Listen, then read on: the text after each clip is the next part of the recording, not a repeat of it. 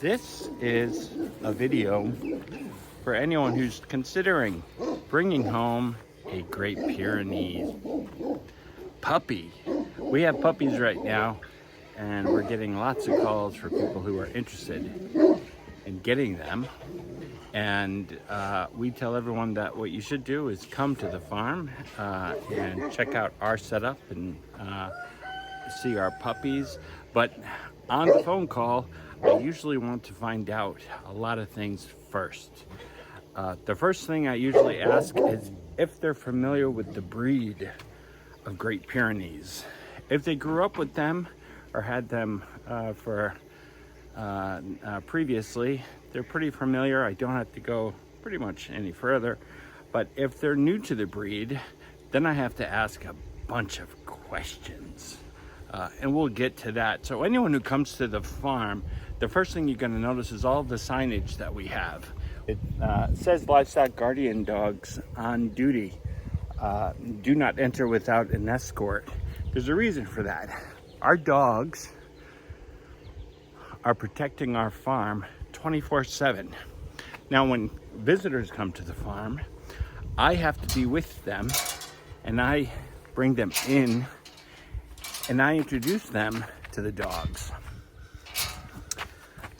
When I first got the dogs, I know I had a bunch of family and friends who thought that once they met them, they could come back many days later and they wouldn't have to go through this. That's not the case. You still have to be introduced every time you come on the farm, unless you're a farmhand or a close family member that's going to be coming to the farm on a regular basis. Then they'll know you. They'll recognize you from the last time you were here, which hopefully wasn't that long ago. But if you're new and you come here, the first thing that I usually tell people, I like what Cesar Millan says, no talk, no touch, no eye contact. And for these guys specifically, if you talk to them or try to touch them, or if you give eye contact right when you meet them, they could consider that a threat.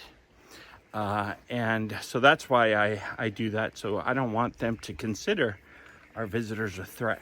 Once they understand that and the dogs sniff our visitors, and then they realize, okay, you're with him, we don't have to worry about you anymore, then it's pretty easy going.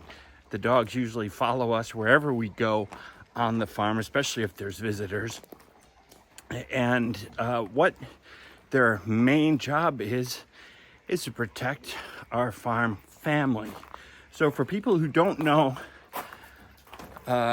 anything about Great Pyrenees, I'm gonna sit in the shade here.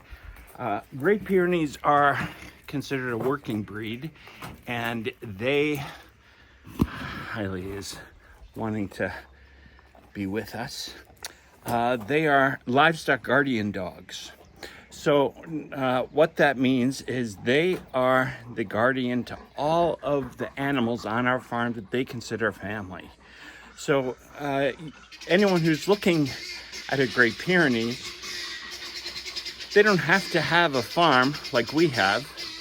They don't have to have a farm family, but they do have to look at things through the lens of a livestock guardian dog. So bringing home a puppy that will turn into a nice big dog like Hailey here, who's the mom of our puppies, there are some things that people should know about Great Pyrenees. The main thing and main complaint is that Great Pyrenees bark, as you could tell when I was coming in. That's what they do to let any intruders or predators or anything that could be considered a threat, they let them know that we're here to protect this farm. If you have neighbors close by and they can hear the barking, Great Pyrenees are probably not the dog for you. Great Pyrenees are protectors, and that means that they're going to bark at anything that is considered a threat. So they'll bark at squirrels, raccoons, neighbors, joggers, anything that they are not familiar with. And so that's a big problem for a lot of families who want to have a Great Pyrenees. And it's something that's innate, which means it's in their DNA. You cannot unteach them. You cannot teach them to not bark. You can do things to make their barking stop. If they are barking at something specific, you can find out what they're barking at and then fix it or get rid of it. Or what I do is I come out and I find out what they're barking at. And the great thing about Great Pyrenees is that because I'm considered the leader of the pack, once they realize that I'm in control of whatever they're barking at, they stop.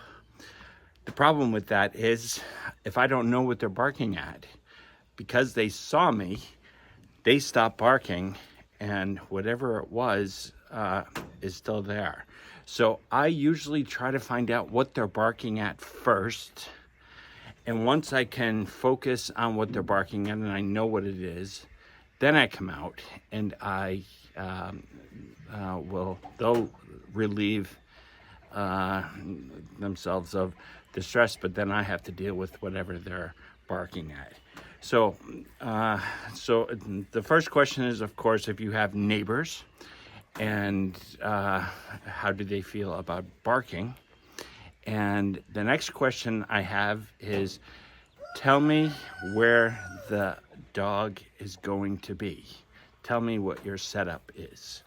And if they are looking simply for a family dog, let's say they have a big family with a bunch of kids and they think a Great Pyrenees is a great family dog, which they absolutely can be. But you have to look at it through the lens of a livestock guardian dog. So that means that let's say you have 3 or 4 young children who are always playing in your yard.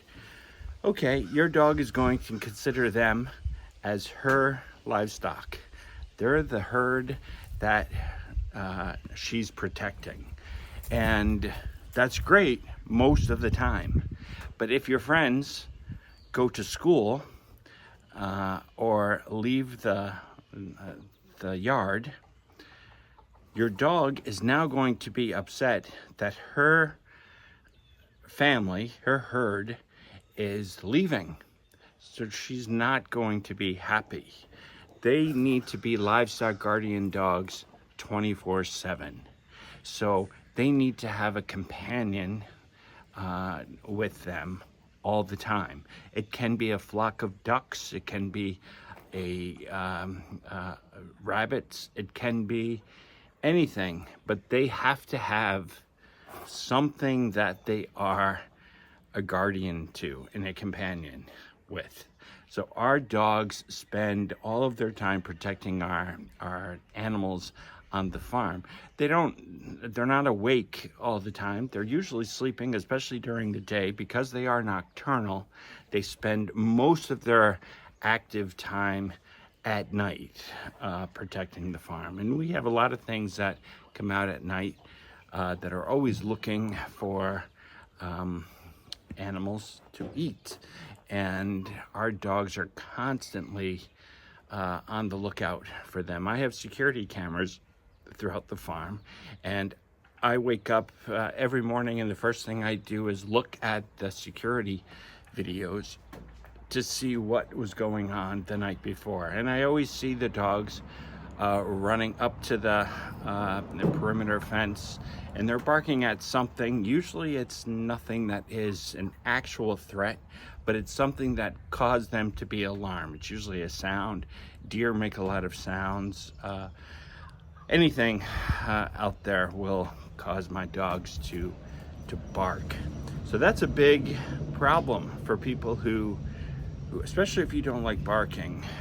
It's something that you have to be considering when you have a livestock guardian dog. Our dogs bark all night long, and because our neighbors are fairly far away, it's not a problem for me. But anyone who has close neighbors, they would have a problem, especially if your dog was out all night long. Let's see, some of the other things that you have to consider is because they are livestock guardian dogs, even if you don't have livestock, whatever they consider to be the guardian of, so let's say it's your kids, you have to remember that this dog, her whole objective in life is to make sure that those kids are safe. So anytime there's a possible threat coming, you have to remember that your dog is making sure that your kids are not being threatened. So anytime friends come over, anytime other dogs come over, anytime any visitors come to your house, you have to remember that you have a 24/7 guardian that is always making sure that your children are safe. So for people who are just looking for a family pet, who have let's say have kids and have a nice yard and want that dog to interact with them on a regular basis, I would say go with another breed, because you don't really need a livestock guardian dog for your situation. The other things that I tell everyone is they absolutely need a fence. I know a lot of people think that if you're out in the country, you don't need a fence, and a lot of people do have chickens and other farm animals, and they don't have fencing. With Great Pyrenees, you do need a fence that they can consider their perimeter.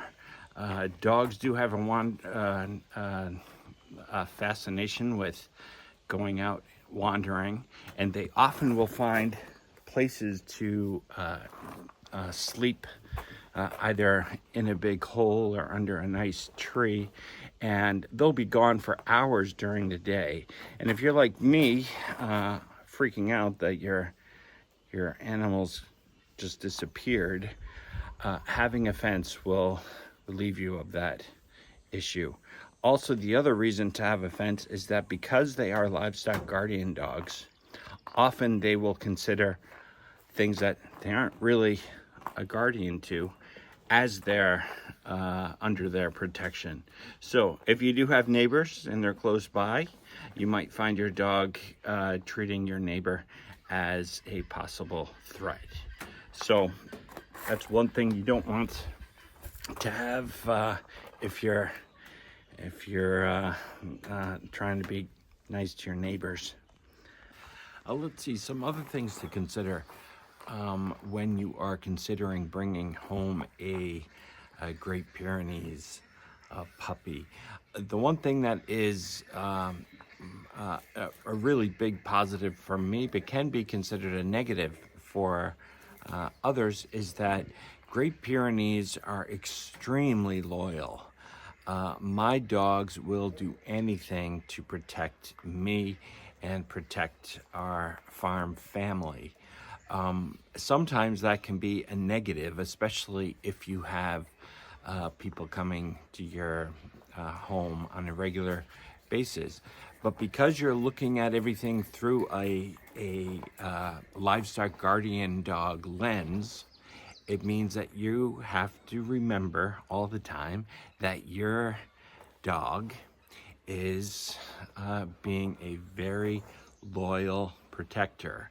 So anytime I have any work done on the farm, or anytime I have any service people coming, I have to remember that my dogs are going to protect me and the farm. It's not a big deal. All I have to do is come out and introduce them to the dog if they're coming onto my farmstead, and then they'll be fine. My dogs will realize that, okay, you're safe, and they'll completely ignore them from that point on. But it's something that you have to always do. So anytime you leave the farm, this is Ralph, by the way, who's our 8-month-old. And I'm going to go into what it's like with having an 8-month-old pup.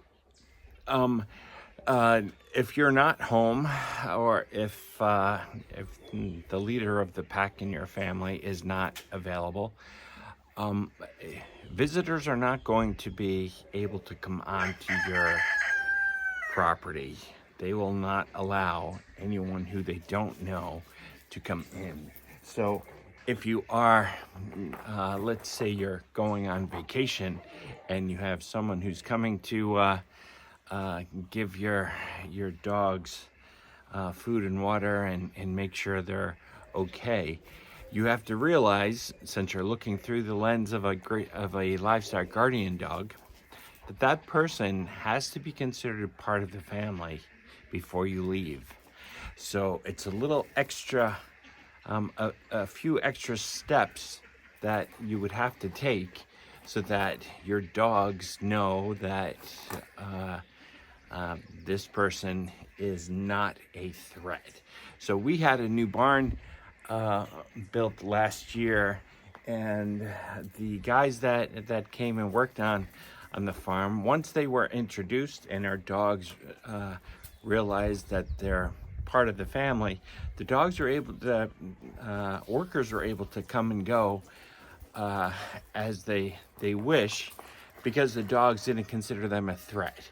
So they didn't even bark when they would show up in the morning after they realized who it was that was coming through the gate. So I didn't have to worry about my dogs doing anything to these visitors. Another positive that can be a negative is that Great Pyrenees are very trustworthy. So once you understand, as you're looking through the lens of a livestock guardian dog, once you understand how they're going to behave with visitors, and this can be distant family members or friends, you will take that into consideration anything that you do on the farm. So with our farm visitors, I do introduce everyone to the dogs, and I know that they are going to, after that point, just go back and probably go to sleep. But if my visitors were to do something to the animals that could be considered a threat, my dogs would react. So I have to always keep that in mind. Like right now we have puppies on the farm, and we have a lot of visitors who are coming to look at the puppies. Because I know that Hailey, the mom, is very protective of her puppies, I actually separate her from the puppies, and I keep her out of the barn while the visitors are interacting with the puppies, because there is a small chance that Hailey could consider that interaction as a threat. And especially with small kids, kids love to do things like pick up puppies and play with puppies, and Hailey might not consider that a friendly gesture. So because I know about livestock guardian dogs, I take the precaution of making sure that Hailey isn't there to witness any interaction with the puppies. But visitors who come to the farm, I know that the great thing about Great Pyrenees is that they actually do have a great relationship, not only with farm animals, but also with humans. So I don't have to worry about my dogs going after my human visitors, as long as they don't hurt any of my animals. So of course no one is coming here to hurt my animals, so it's fine. But these are some things that you have to consider when you're getting a Great Pyrenees, because they are livestock guardian dogs. Another complaint that people have is their fur. I fill probably about 4 to 5 pillowcases of fur every season for each dog. I have 5 dogs, so you do the math, 5 adults, and it is insane how much fur they shed. If you're having a dog that is in the house, you have to be ready for the shedding. And the one thing I tell everyone is that Great Pyrenees shed their inner coat, which is the insulating fur.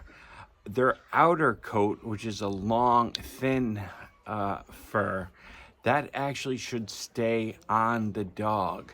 I know a lot of people will take their dogs to a groomer, and the groomer might say that it's better if you have the dog clipped, have all of the fur clipped.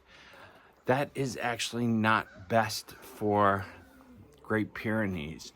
Great Pyrenees have the outer fur that actually keeps them cool in the summer months because it reflects all of the sun, including the heat of the sun, away from the skin of the Great Pyrenees.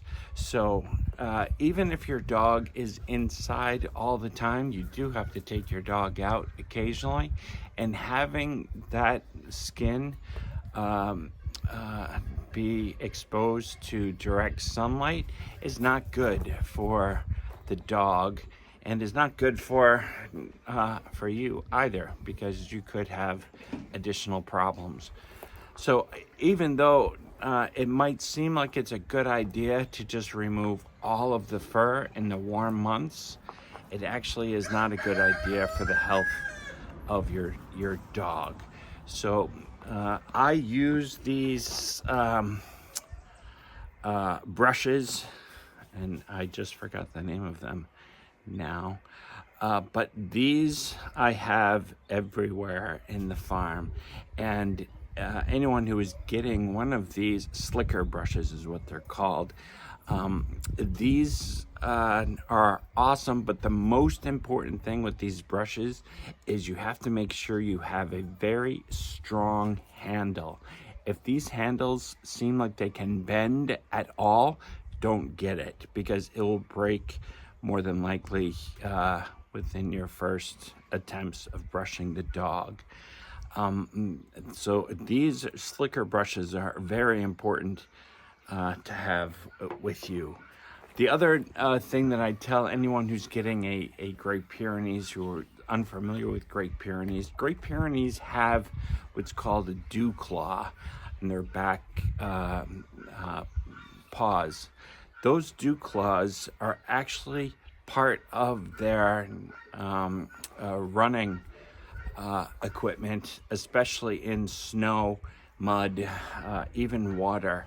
So there are some people who think that the dew claw should be removed because they think that it's not needed by the dog.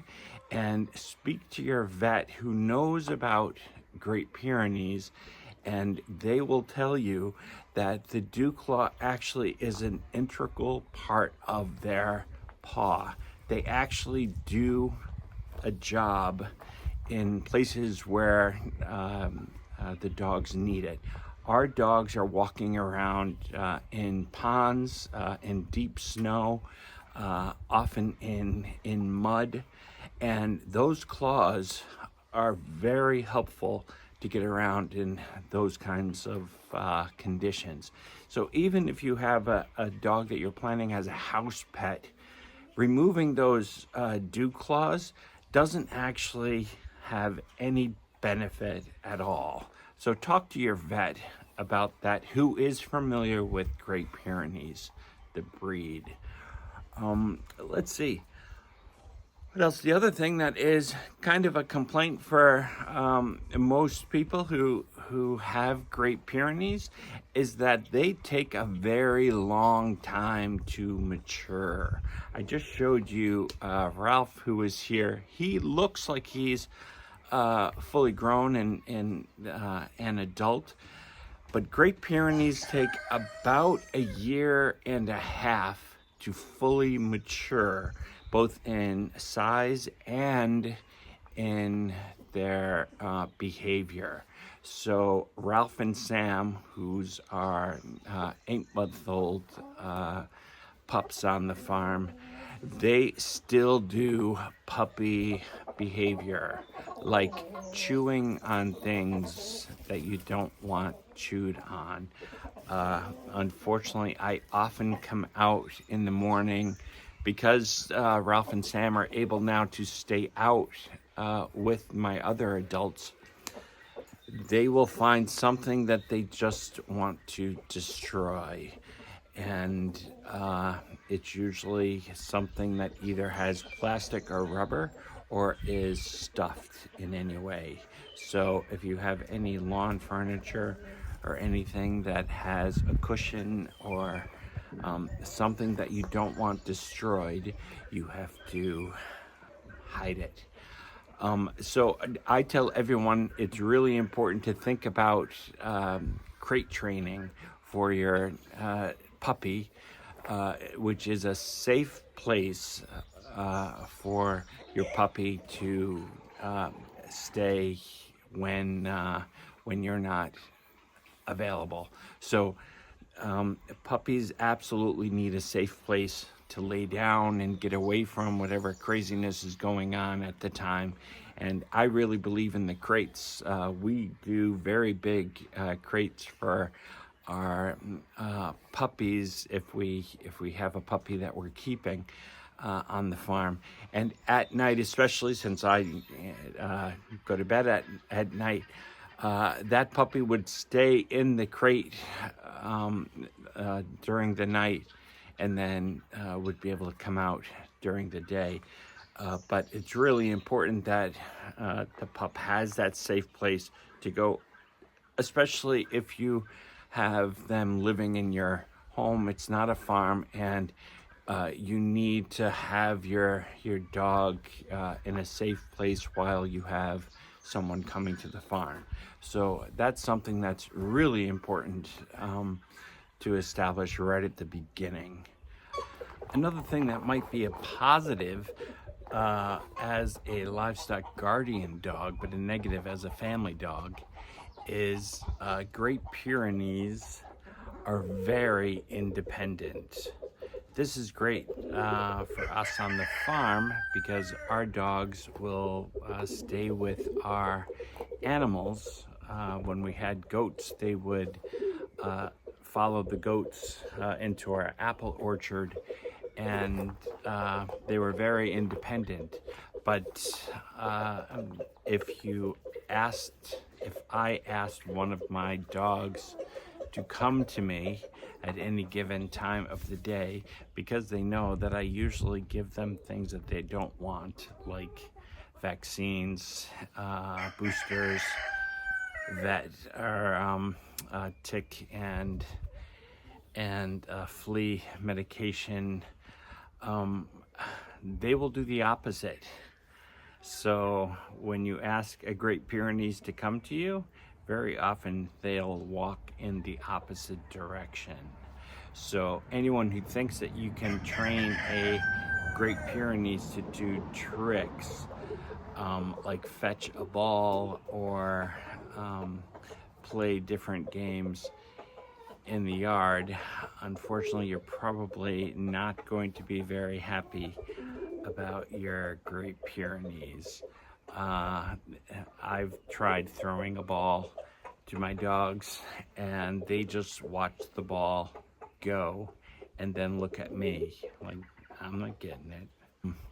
I think I've covered quite a bit, and I will show you some of our security videos of our dogs actually observing whatever is going on. These are the videos that I wake up to in the morning, I review the videos to see if anything crazy has happened overnight, and I'll show you guys some of these videos as well.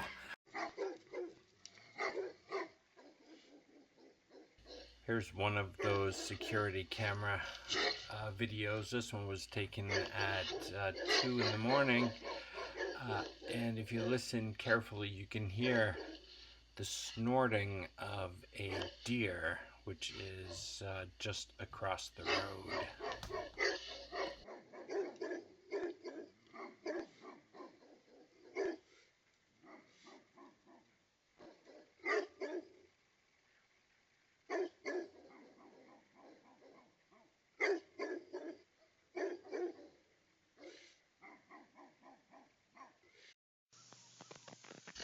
Then 3 hours later, my security camera picked up this probably same deer who was actually in the yard. The deer liked to jump over the fence, but you'll see my dogs following right behind.